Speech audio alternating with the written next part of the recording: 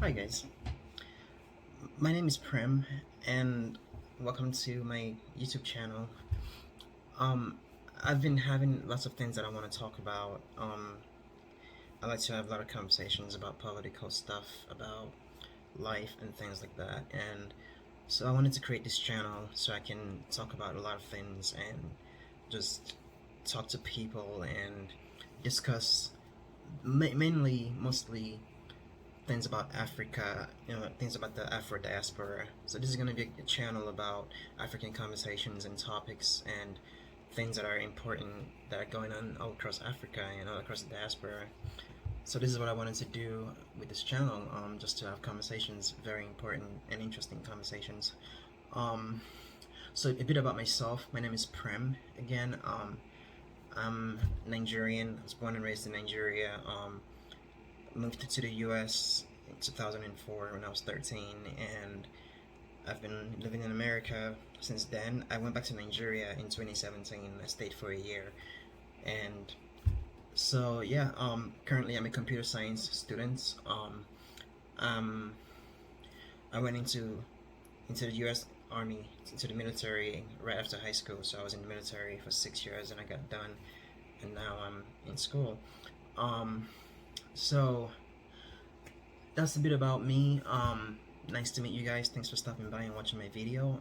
If you're interested in what I'm going to talk about, please feel free to leave a comment, leave a like, leave a subscription. I guess I'm just starting out. The first goal is to get to 1,000 views. I mean 1,000 subscribers. So, but for now, I'm not really gonna think about that. I'm just gonna focus on talking about things that I want to talk about. So, for today's topic, I want to talk about African narratives and African stories and who gets to tell them, right?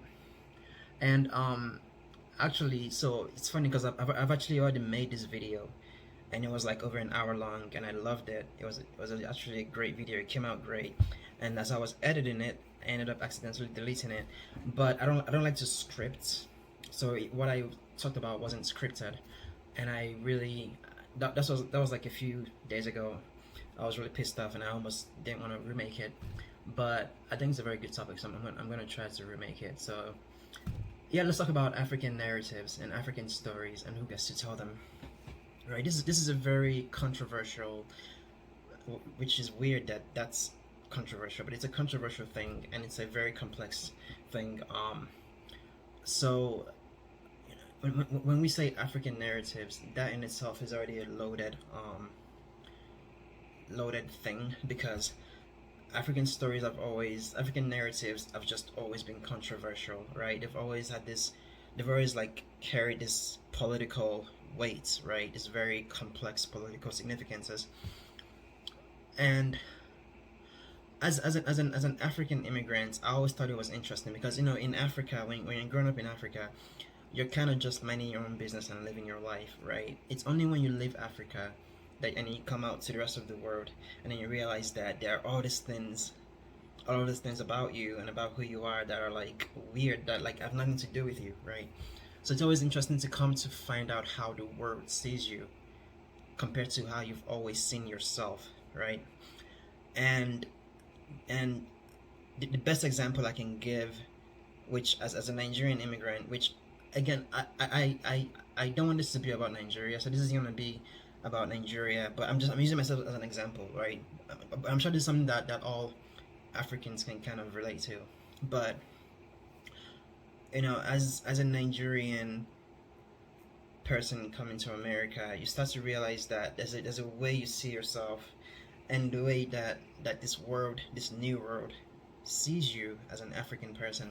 And my favorite example is when I'm sure you guys know Chimamanda Adichie, which she's if you don't know Chimamanda Adichie, I'm sure you if you don't know her, she's like this global, she's a writer, she's an author, she is an icon in the movement of feminism. I'm sure you've watched her TED talk, The Dangers of a Single-Sided Story. I'm sure you've heard about her one way or another.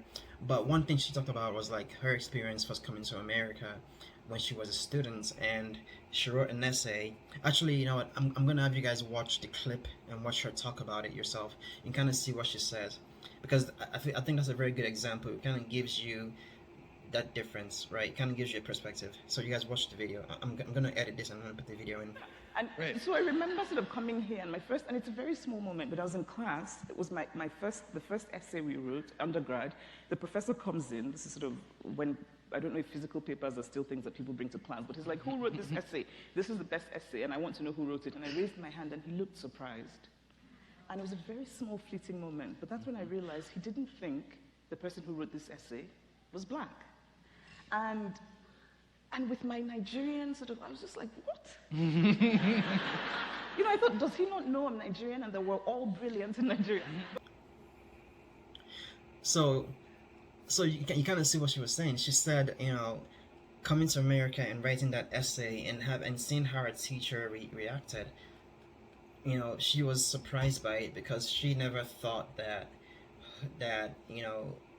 who she was or like how she looked, she never had to have any significances attached to her physical appearance that were sort of detrimental or that were sort of used as a measure of her intellect, right? She that was completely new to her, and I think that's something that many Africans struggle with. Actually, like one of the biggest disconnections with Africans and Black Americans is that Black Americans sometimes struggle to understand that Africans don't understand race when they first come to America. But it's true, like it's something that we get introduced to, right? But going back to African narratives, the way that the West sees Africa, right? It's so like the narratives that are attached to Africa for the rest of the world has always been framed by the West, right? So there's a way that Africans are always been presented. Africans are supposed to be, in a way that's always kind of docile, right? Africans are supposed to be timid. We're supposed to be struggling, suffering, things like that. Like, so Europeans for the longest have always controlled the narratives of Africans. But like before I actually dive into that, I think it's important that we talk about Europeans, right? Because sometimes when you see how someone because sometimes the way people view us is a reflection of how they view themselves, right? So for Africans and the way we're seen around the world, one thing that you have to understand is that for Europeans, for the same Europeans and Westerners who framed those narratives, the way they see Africans is a reflection of how they see themselves. Like, and the best way I can think of explaining this is like in the West, right? There's a huge immersion with technology, so people are very well immersed with technology. And the West, the developed world, right, as they call it, the developed places around the world, where everything is very technological. One of the things that you find is that a lot of times when we get new technology, what ends up happening is that people, new technology makes things supposedly more efficient, so people stop doing things the way they used to before, right? So best example, when we look at smartphones, we all got cell phones, and everyone was texting. And actually, first everyone was calling, and people were like, "Oh, well, I can call you now. I don't have to come and see you face to face." So people started calling more and seeing each other less. Then we got texting. People were like, "Oh, I can text you now. I don't have to call you." So people stopped calling each other, and now people are texting. Now, when you go to someone's house, you have to just text them and say, "Hey, I'm here." They don't really want you to even knock anymore, right? So it seems like the more people get, the more people come to be mixed with technology, the more they start to deviate away from things they normally do as people.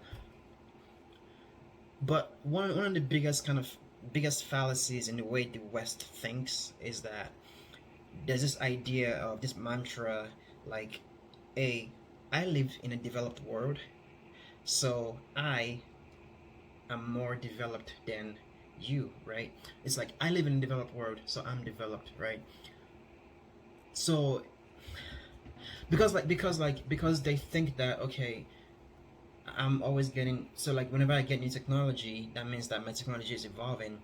The Western mentality is, my technology is evolving, that means I'm evolving as well, right? But like I said, when you look at what happens with new technology, what you realize is that every time technology evolves, social behavior kind of declines, right? So in a way, the West is a place that thinks of itself as advanced because its technology is advanced, right? But obviously, there's no link between your humanity and technology, right? So it's a fallacy. So through technology, these people abandon the things they do as humans. They become less and less human, right? But they frame that as being more advanced, as evolving as humans. So for them, evolving in humanity is actually just becoming less human, right? So you kind of see this is how the people who are framing our narrative think, right? And if you're ever taking any classes that have to do with sociology or anthropology, you see that usually in anthropology there's always this always happens. There's this need to draw a contrast, right? They'll tell you they have a way of putting cultures into categories. They'll tell you, oh oh this is a modern culture versus primitive culture, right? But the modern culture is always cultures in the West or in Asia, places that are developed, right? But then the primitive culture is always, of course, African cultures. So I think you can kind of see how people think, right? And these are the people who are framed on narratives, right? And so as far as being African is concerned, right? There's a way that Africa is presented in Western media. It's always a place of suffering, of less, of deprivation, of absence of opportunity, food, you name it. Um, so it's always a place where you shouldn't want to go, right? And so you kind of see that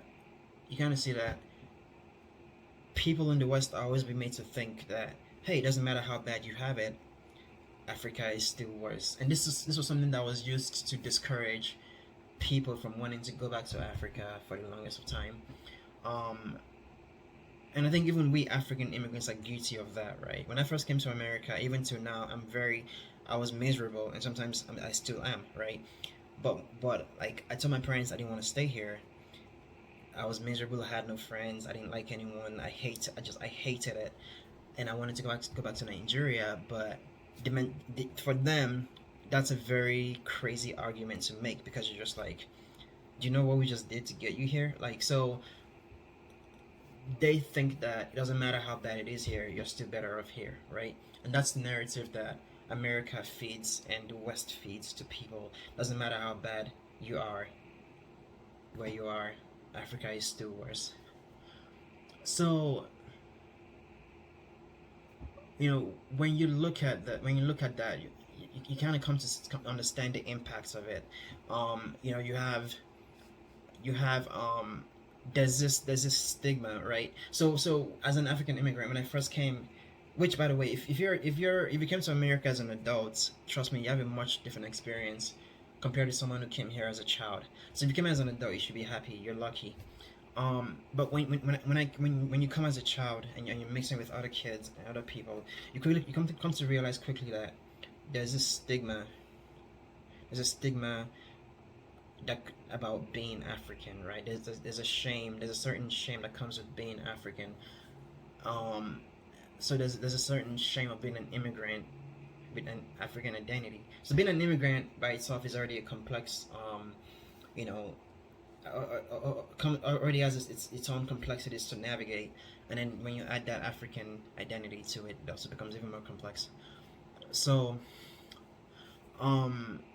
just dealing with bullying, dealing with just constant, harassment and insults.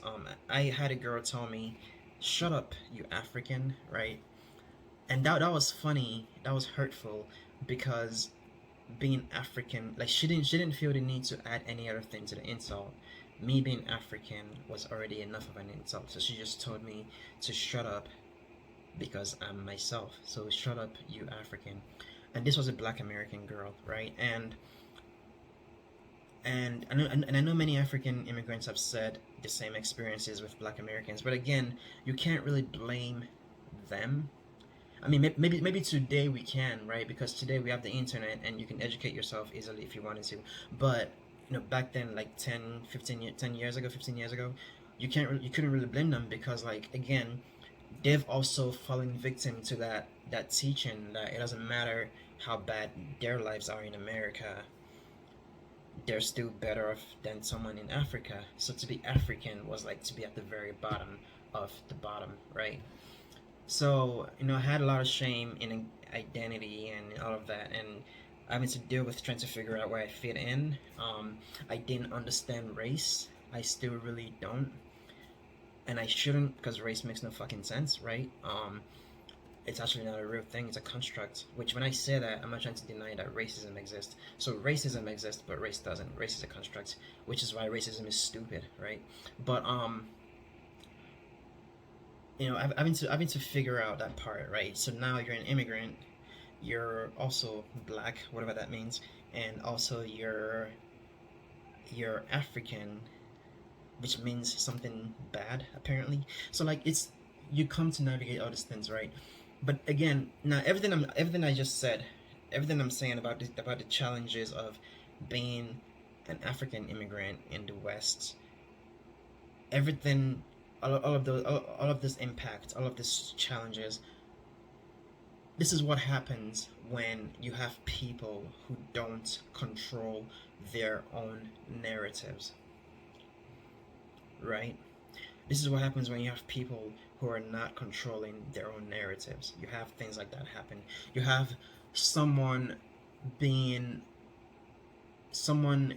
already having things to say about you before they even meet you, right?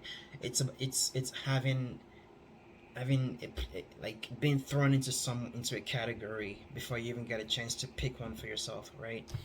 Um, so that was very, very difficult to navigate. And when I take all of that, right, and I contrast it with sort of the confidence and the audacity and the boldness that you're raised with, maybe as a Nigerian. And again, I don't want this to be about Nigeria. I'm sure a lot of Africans can relate to. Whenever I say Nigeria, just replace it with your country, honestly.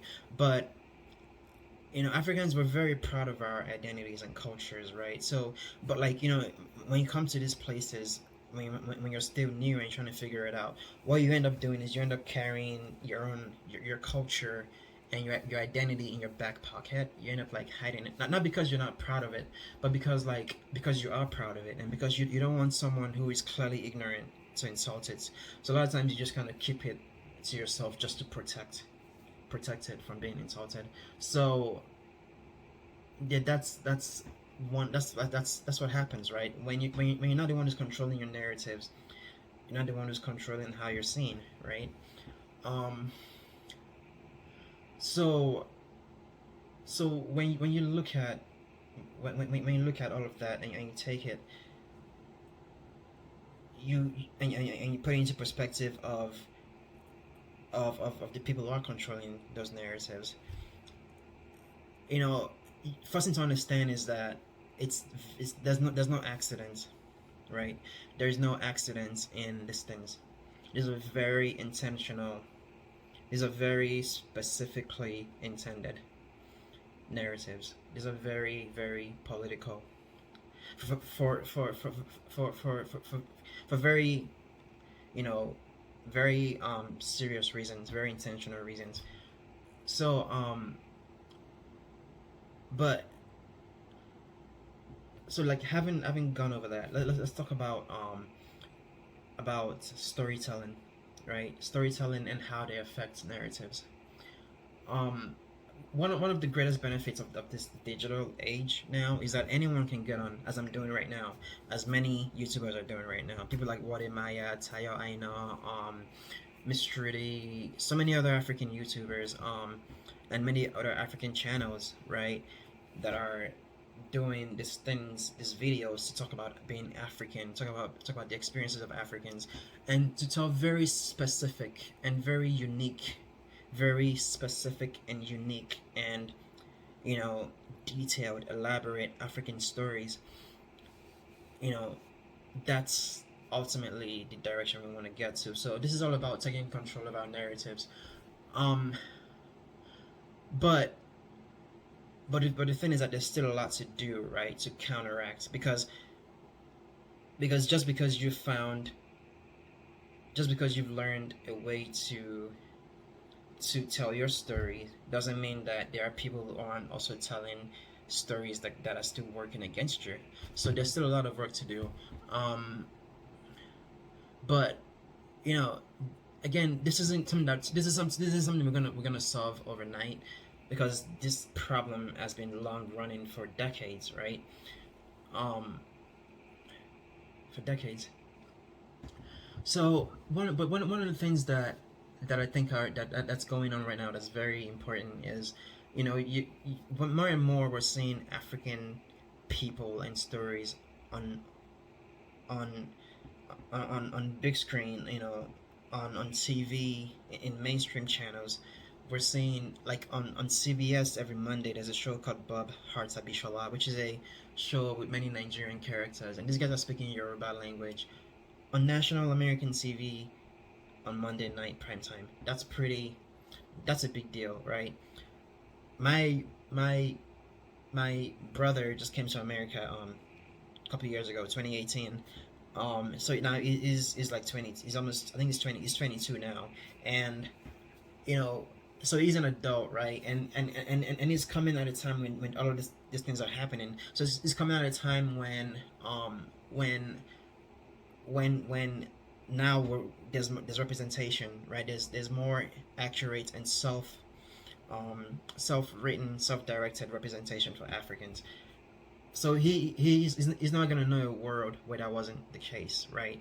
So whenever he sees me being excited about these conversations and these topics, he just thinks what's the he doesn't understand what where it's coming from, and what I had to go through, and what many other African immigrants have to go through just to, you know, when we first come here. So, you know, these things are getting better, and I think that's very important. Um, so narratives are very powerful. Okay, narratives are very powerful because narratives are just, again, like I said, when you talk about narratives, it's not just about, you also have to talk about the people who set them and how they see themselves, right? So narratives affect how people see themselves. They do. Narratives affects how people see themselves. When you look at, like, the average white teenager or adult in America who works at Starbucks, they really do believe that they can quit their jobs and go to Africa and go volunteer at a village and save and build schools and do all these things and save the day. And I mean, I'm not saying they can't. They probably could. I'm not saying they can't make a difference, right? They probably could, and they probably should, and that's great. So this isn't about finger pointing. I want to be clear. This isn't about finger pointing, and anyone can help, and anyone can go try to make a difference. But again, narratives are about how you see yourselves. The reason why these guys believe they can do those things is because they've always seen, you know, Europeans and Westerners going into poor countries doing great things. They've always watched movies where things are chaotic, and then the white guy shows up and he saves the day. So white people believe they can save the day because they've always seen themselves saving the day. That narrative has been set, right? So narratives affect what people believe about themselves. Very important. Narratives affect what people believe about their own selves. And when you know, when you look at the impacts of how some Africans see themselves, a lot of it comes from narratives. One good example is which is also in the same conversation of the first video I showed you with Chimamanda Adichie. She was actually talking with Trevor Noah, and there was something that Trevor Noah also said. So I'm gonna put the video in here so you guys will watch this clip. Well, I was lucky in that, A, I mean, it's a weird thing to say you're lucky with, but in South Africa, because of that oppression, I was used to that idea. I was used to a label. I was used to knowing that I am below. I was used to having or suffering from a racial low self-esteem, which is something that many South Africans have had and still have.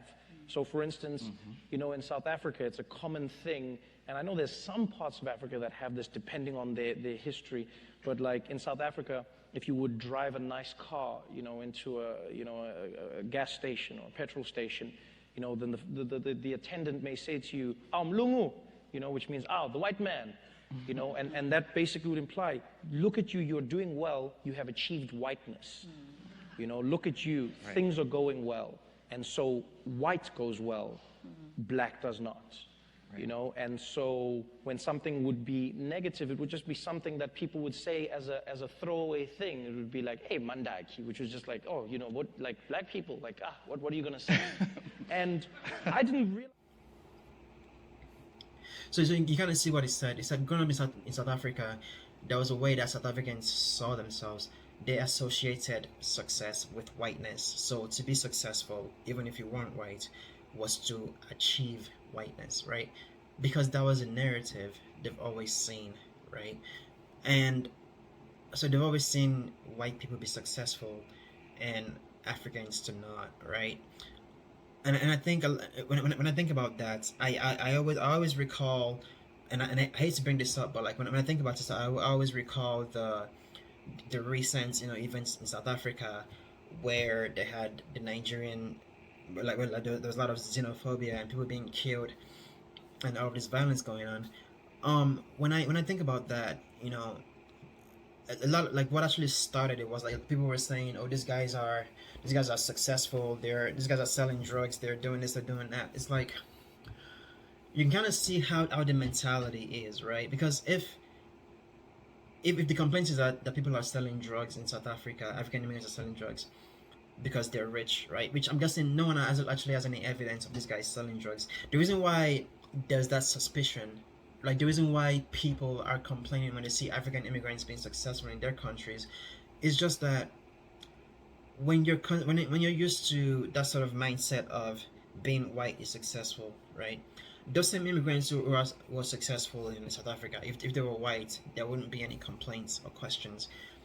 But because they're not white, their success, especially as immigrants, is something that begs a question. It's like, how are they doing it, right? And it's only an attempt to answer those questions that they come up with this theory of, oh, they're selling drugs or they're trafficking or they're doing this and they're doing that.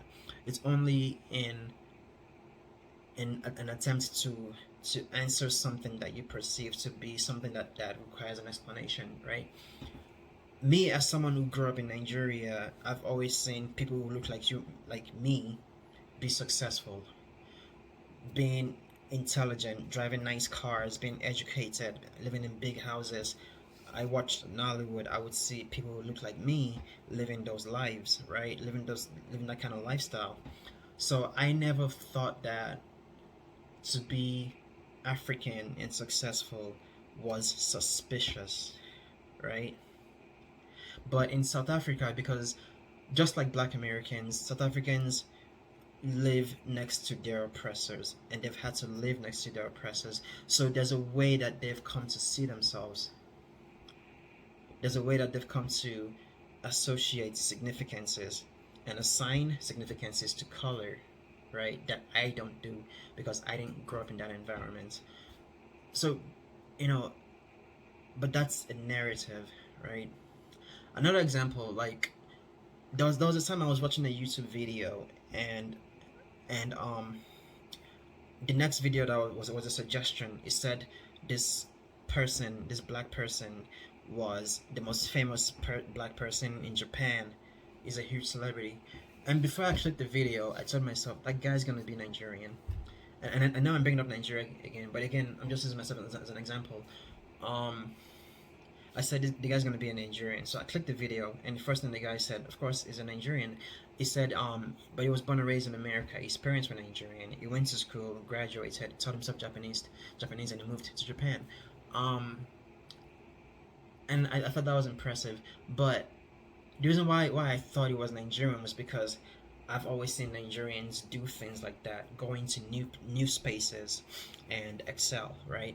So that was the narrative that I've been taught for myself, about myself, by my people. That's my people setting our narrative, right? But the funny thing was, the next time I saw another video of another black guy in Korea, and they said this African guy is the most famous black person in Korea, and when I clicked the video, I said it was going to be a Nigerian person. I clicked the video, I was watching, but I couldn't find out where the guy was from. But I knew he wasn't Nigerian, so I go in the comments, and apparently the guy is Ghanaian, right? So I was wrong. I was wrong because he wasn't Nigerian. But that's not the point, right? I'm not always going to be right, but it's not about what the result was. It's not about whether I was right or wrong. It was about the expectation, right? So again, narratives affect what we expect from ourselves, right? Because I had that narratives of Nigerians always being people who do those kind of things, I expected it, right? Narratives are very, very powerful. Narratives determine what people expect for themselves. So if you're trying to understand why this is a very important topic, and why it's important that we talk about narratives, and why you have so many YouTubers talking about African narratives, and TikTokers and Instagrammers and social media and Twitter, all of that. This is why narratives are basically where everything starts, right? When you go into American history, before these guys were able to, to commit the genocide that they did and take land from the Native Americans, they first had to justify it to their own people, right? Even like during the time of Columbus, when you went back to the Spanish king, and he actually told him, which don't attack me for this, but like people always attack Columbus, right? The reality is that Columbus actually didn't do anything wrong. He was just a freelance traveler. He traveled, he recorded with his experiences, and he reported. It was the people who hired him that did all of the bad things. But before they could do anything, they were Catholic Christians, right? So what they had to do was they first had to justify it. So then they said, okay, well, all of these people in this new place you found, we're first gonna try to convert them into Christianity. If they convert, then we can work with them. If they don't convert, then we're just gonna kill them and take their land, right? So the narrative back then was like, if you were someone who was Christian, or can be converted, then you were civil, and you were reasonable, and you were someone that could work with. But if you weren't Christian, you were fair game, right? Or if you couldn't be converted, you were fair game. So you were a savage who just doesn't deserve rights anyways. So they had to justify what they were doing by framing the narrative first, right? For instance, even with Black Americans and slavery, you realize that the the sort of the presidents and people who were in charge back then, they first had to convince people that Africans weren't human, right? Because the rule was, the declaration was that all men are created equal. So, which clearly they didn't believe, right? If they had believed that, they would have had to, obviously then that wouldn't explain the slavery. So they had to kind of make it seem as if Africans aren't human just to justify it. So they had to create a narrative, and it took a long time to convince. It took a very long time. Even the concept of race took a long time for people to finally accept it. But like, once the narrative was out there, then the consequences came, right? So everything starts with narratives, and that's why narratives are very powerful. So these kind of topics are not something that you can just overlook. As Africans, like, we will have to ask ourselves how we see ourselves, right? What narratives are being attached? Do we attach to our own selves? Which is why I always talk about Nollywood in this instance. one thing that makes Nollywood very important was that Nollywood started, a long time ago, right? When Nollywood first started, which, by the way, I mean, before, South Africa, or actually, I've always had a much more prominent and much better funded, movie and entertainment industry than Nigerians. I mean, they have the proximity to Europeans and to the British, so they were able to develop better and do better. So I mean, I remember watching South African shows like Generations, A Goalie, Place of Gold, and other shows, and even their music videos and all of that, and their music too. I remember growing up in Nigeria and watching a lot of South African stuff, which I thought was great. But when I look at Nollywood, you really have to ask yourself why did Nollywood do better, or why is Nollywood bigger than South African cinema across Africa, right? Despite the fact that the South African cinema, for the longest time, actually had better quality production than Nigerian cinema. I think the reason is because Nigerian cinema is a lot more Afrocentric, whereas South African cinema was very, very Eurocentric, right? Shows like Generation and and shows like Generation and Egoli and other shows, they were in Africa, right? But they weren't telling African stories, right? They weren't really telling that African story with African characters that Africans wanted to see. Nollywood, on the other hand, was very African, right? Was very Nigerian, and people were able to connect with it. So there was a lot more resonance. It resonated much better with Africans than South African cinema. And what I should tell you is that that people in Africa obviously want to see themselves, right? They want to see themselves being represented. They want to see African stories being told, and and I think that's very important. I think that's true. People want to see themselves represented, after all, apparently. So that's, again, narratives. People want to see their own narratives, right? Being normalized, being put on the big screen. This still blows my mind. When I was growing up in Nigeria, I didn't like Nollywood. I would only watch like American movies or other shows and cartoons. I didn't want to watch Nollywood because I was always afraid. It was too much witchcraft. Which that was the old Nollywood. Now they've gotten better. But like I was always afraid of witches as a child. Like I couldn't sleep I couldn't sleep in the room by myself. I couldn't sleep with the lights off. I couldn't be home alone. I was terrified. I thought there were witches everywhere, right? And because like that was the old Nollywood. It was witches, witchcraft, Yahoo boy, mother-in-law poisoning someone. Like there was just always something about witchcraft and bad things. So like as a child, I couldn't watch Nollywood, but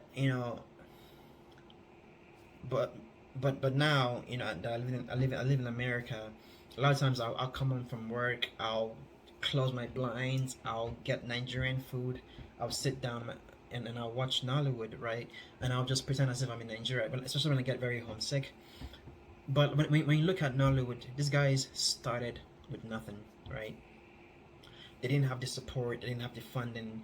And honestly, what most people don't know is like even like all the guys you see now, or like the big celebrities you see now, like um, Genevieve Nnaji, so many other celebrities that you see now, they they started with nothing. They had nothing. They were working. They were not making a lot of money. Like back then, like the movies were on the VHS or the CDs.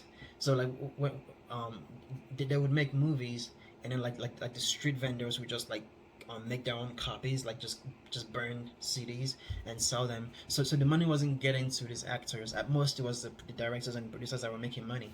At most, but these guys loved what they were doing, so they kept doing it, right? So they kept doing these movies, and now everyone is watching Nollywood again. It's on Netflix, and we can all go home and just put on Nollywood and feel like we're back in Africa again. Africa, in many ways it still does for some people.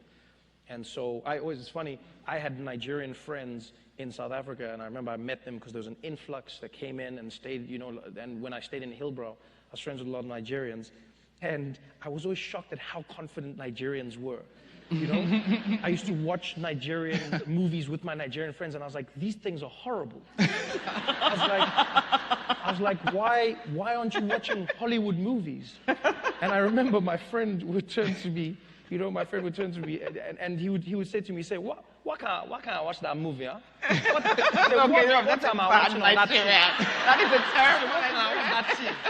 And he would go, he said, what my favorite thing he used to say, because it would be like a white actress on screen, and I forget how he said it exactly, but he used to say something along the lines of, he'd be like, that lady can't do nothing for me, oh. Huh? And I didn't understand it, but he was like, no, I watch our movies and our stories and our music is what we celebrate, and I had never seen this. I was like, what? But in my world, So it's a very big deal, right? And as an African immigrant too. So like going back to what I said about the experiences of us coming here and having to deal with that stigma and that shame of your identity.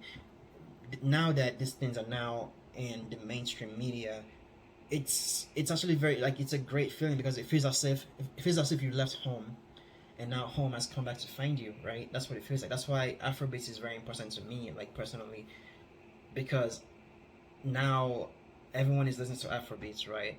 I have friends in America, white, black, Asian, whatever, all coming to me and saying, "Hey, you're Nigerian. This artist, Wizkid, Davido." It's nice for people to know you without having to introduce yourself every time, right? Without having to be the one to teach them every time. It's nice to be visible, right? That's why I think it's very important that we keep bringing our media and narratives into the mainstream. Um, so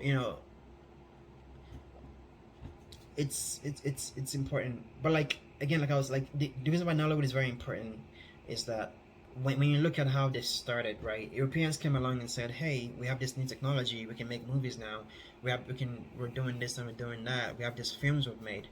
And Nigerians were like, "Oh, that's great, but actually, we would actually like to make our own movies and tell our own stories and you know and use our own actors and tell stories that we can understand." And I think that's such a powerful declaration because now if everyone is talking about wokeness and things like that, but like this was like in like years ago, for someone to notice right away the importance of using that technology to tell their own narratives, to control their own narratives, I think that's a very powerful thing, right?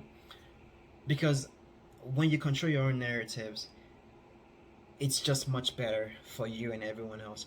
Although, like I said, like Nollywood used to have its negative sides, like all of the things of Yahoo boys and witchcraft and people poisoning and kidnapping. What the fuck? Like, and now, like I think many Africans too, like that's where like the negative perceptions of Nigerians come from. Many Nigerian Africans would tell you, "Oh, well, Nigerians are this and Nigerians are that." Okay, but how many Nigerians have you actually met? Most of them haven't met any Nigerians. They just watch too many Nigerian movies. Like last time I was watching on Miss Trudy, and she was talking with someone from Tanzania, and the lady said that Nigerians are too tribal, we're too tribalistic, it's always Hausa versus Igbo versus Yoruba, and she said that Tanzania actually has more tribes than Nigeria, which is hilarious, which is completely not true, not even close. Nigeria is the most populous country in Africa and the most diverse, right? Much more tribes than Tanzania. But the reason why she thought that was because, again, what she knows about Nigerians came from Nollywood. So that was the narratives that Nigerians have taught her. She's been made to think that Nollywood has taught her. She thinks that Nigeria only has 3 tribes, Hausa, Igbo, and Yoruba. Not true. Much more than that. So yeah, like again, so now you kind of see the negative side of even when we're the ones controlling our narratives, we're still not doing ourselves justice. We're getting better, don't get me wrong, and I'm proud of it. Getting better, but still a lot of work to do. And like it's great. That's the right direction, right? Controlling our narratives means that we're the ones who are choosing a name for ourselves and entering to something that we understand, right? Entering to something that we understand because we're the ones who created it. That's what Africa really needs, right? Self-control, being in charge of our own fate, being in control of our own, direction. That's where Africa really needs to be. So that was what I wanted to talk about. Importance of being the ones who control our narratives. Um, Again, like, and I've noticed that I've noticed a lot of Africans seem to perceive that Nigerians are always talking about Nigeria, always trying to bring up Nigeria, represent Nigeria, and I think there's kind of become this like annoyance, which so people have expressed that all over YouTube. You can find these videos. People tell you Nigerians are always this, always that. The last time I was talking with Miss Trudy, I think the next girl who called said the same thing, and Nigerians are always just trying to let you know they're from Nigeria. Now, let's talk about something very important, right? Here's the thing: when you don't control your narratives, someone else is gonna do it for you, and you won't like the way they do it. You may not like the way they do it. That's the truth. That's the truth. Nigerians aren't always trying to claim that we're Nigerians because we want to irritate everyone with the fact that we're Nigerian, right? So firstly, like I said from the very start, narratives affect how people see themselves, right? When a Nigerian person does something great and they delegate it to being Nigerian, it's not because it's actually because they're Nigerian, right? If I work hard, if anyone works hard and they get themselves to a good place, it's because they individually worked hard, right? Which anyone can do. The reason why people represent Nigeria is because if someone else is watching, right? If a child is watching, if someone from Nigeria is watching and they see themselves and they see someone who's from their place doing great, that's going to affect what they expect from their own selves and what they believe about their own selves, about their own capability, about their own potential, right? So the reason why Nigerians are very big on representing is because we know that other Nigerians may be watching, other Africans may be watching, right? And I've seen so many interviews of Nigerians being of a Nigerian celebrity, someone who wasn't even born in Nigeria, someone who doesn't even look or sound Nigerian, right? Someone who's even mixed. These guys could have easily done the interview without mentioning Nigeria, but they always find a way to include it, and I think that's very important. Like a guy, a very huge comedian in the UK. His name is Richard Ayoade, right? Nigerian. But if you look at him, you can't really tell unless you're Nigerian and you can recognize his last name, or unless you see an interview where he mentions it, you can't really tell, right? But he always mentions it. When you look at the UFC, look at the boxing. You have boxers who have lived in America, lived in You have guys who have lived in New Zealand, in the UK. They're still going to the ring with the Nigerian flag, right? Because they have a lot of work to do to change the narratives, and out of all countries in Africa, Nigerians actually the ones who get scrutinized the most. So I think really there's a need to overcorrect, right? There's kind of an overcorrection. We're trying to correct and reverse a narrative. So we have a lot of work to do in bringing ourselves to a positive light. Not because we give a shit what anyone thinks, we really don't, but because we give a shit what we think, right? Because someone else might be watching, which I've been on the other end of that, right? There was a time, because like I said, I'm a computer science student. There was a time when I was watching a video, like YouTube is so like there was a time when like YouTube kept trying to get me to watch a video. They kept it was it was like watch this video, it was like just constantly being shown to me. I was like, I don't want to watch this video, I don't care. But eventually I was like, okay, YouTube, fine, I'll watch the video. And it was like, oh, this girl in New York, this millennial in New York makes $200,000 a year as a software engineer. And I saw the video, and as a Nigerian, I was like, because I saw the girl was black. I was like, okay, this girl's gonna be a Nigerian. So I clicked the video, and first thing I see, she's a Yoruba girl, right? She's Nigerian, and and as a computer science student, I was really, which I'm almost I'm so many times I've wanted to give up. I don't know why I even chose this program. I can't stand it. I really I'm sick of it. But I'm almost done, so I'm just gonna finish it. But you know, back in that time, I was at a place where I was like, man, I really, I was very frustrated, right? I was almost ready to give up. But when I saw the video, the girl started to talk about her experience, about how she came to become a software engineer. So she was a lawyer. She went to law school, and she was doing great. And then she just taught herself engineering. She taught herself software engineering, and she became a software engineer. Now she's making good money. So when she talked about how she taught herself and how she got to where she was, and now she's this person, she's a YouTuber who makes tutorial videos, and she kind of she walks you through everything that of how she got to where she is. And when I saw that, I was very inspired, right? So I was like, if she can do it, I can do it, right? Which I may not do it, I may not succeed, but I can keep trying, right? I can keep trying. And so, like, as a Nigerian, I'm always being inspired by other Africans, but like, I'm always being challenged. Here's the thing: when I see other Africans being successful, I'm inspired.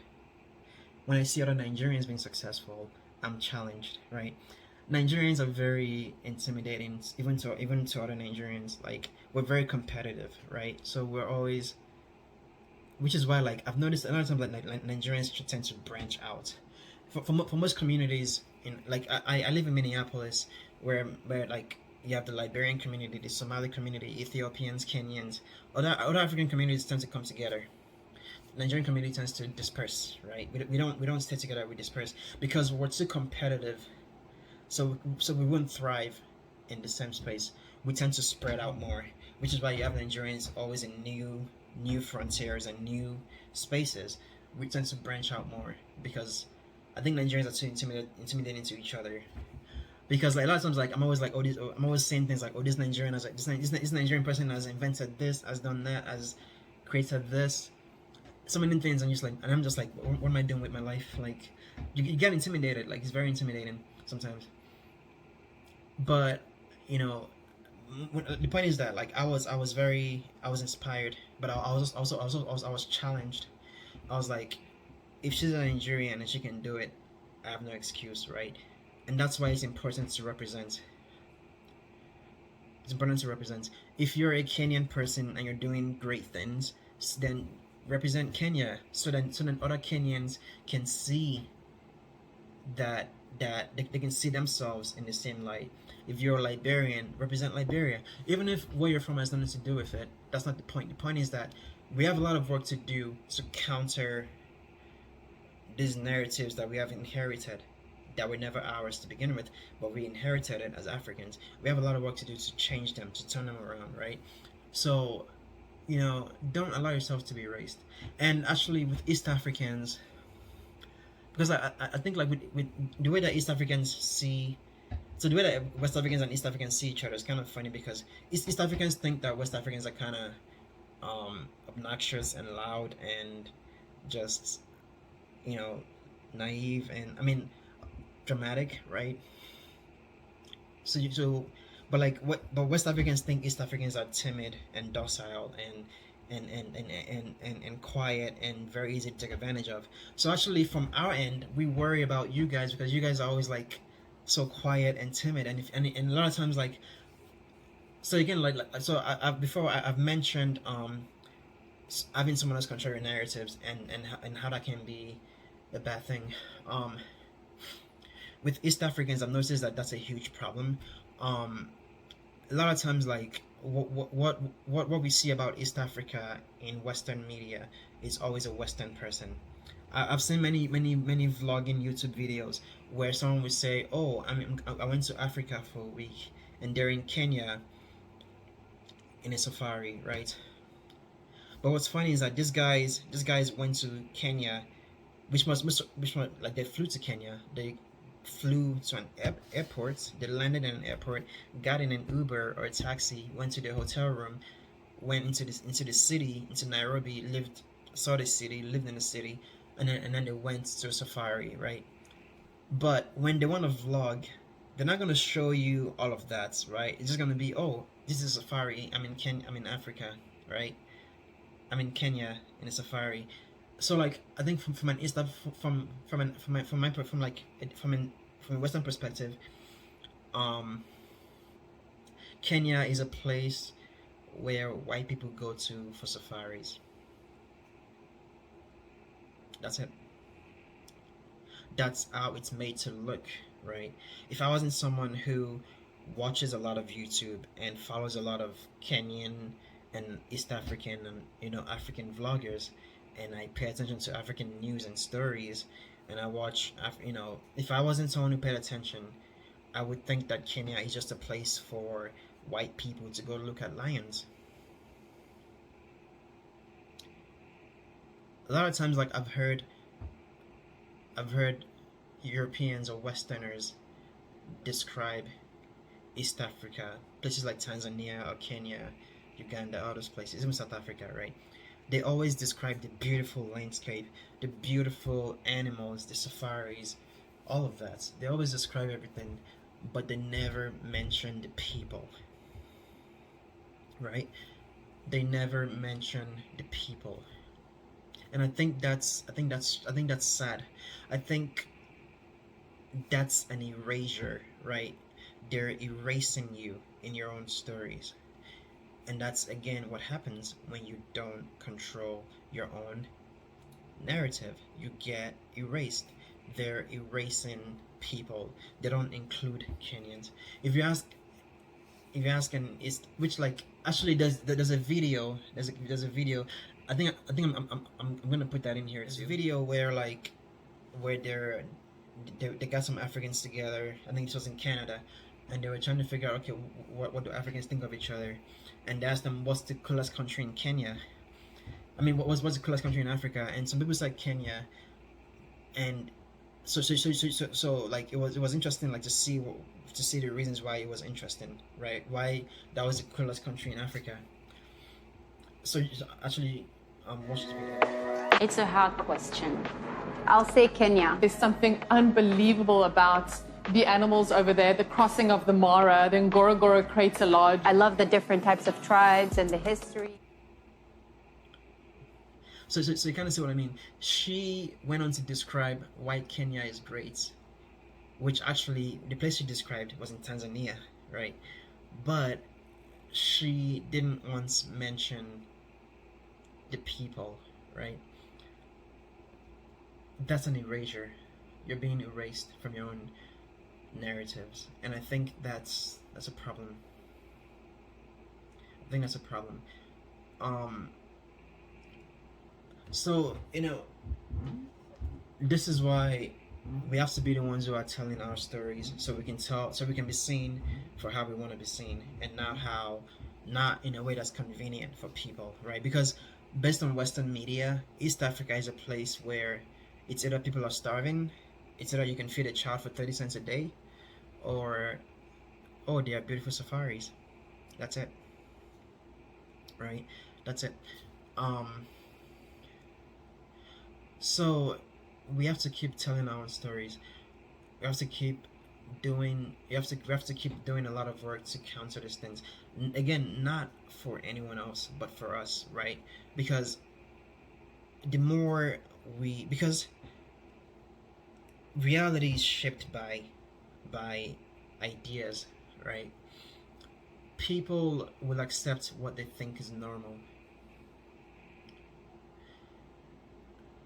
Most of the protests and the uprisings that you're seeing all across Africa, it's because of social media. People are now able to see other parts of the world.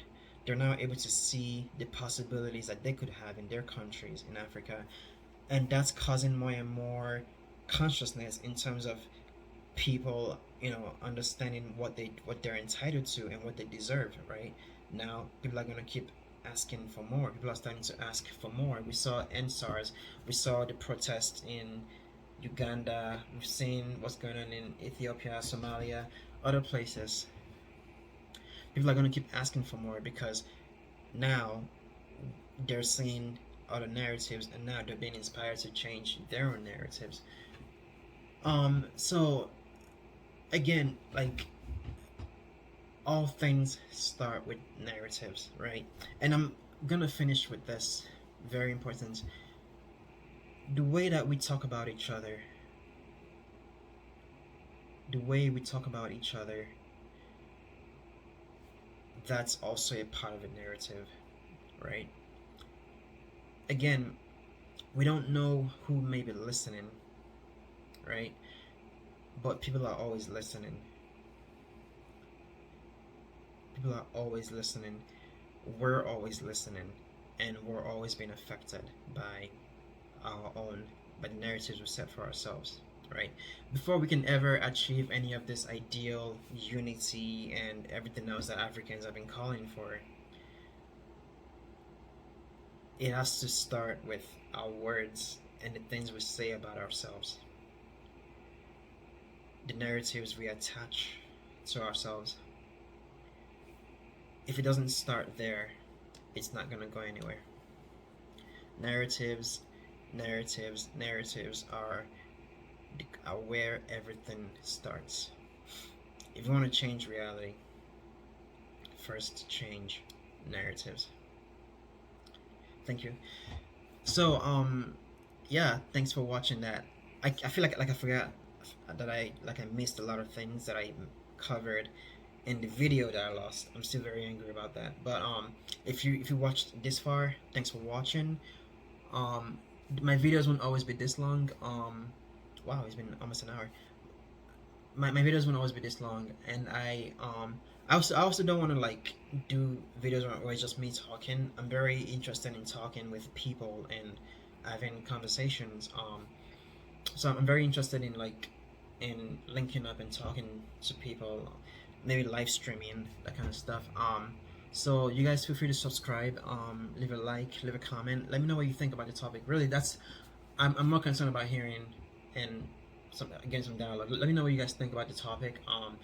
What are your experiences with narratives as an African person? How do you think negative narratives have affected you? What are your individual experiences? What scenarios, what encounters have you had that you know were because of certain narratives, right? Yeah, I'd like to hear about them. So thanks for watching, and yeah, enjoy your day.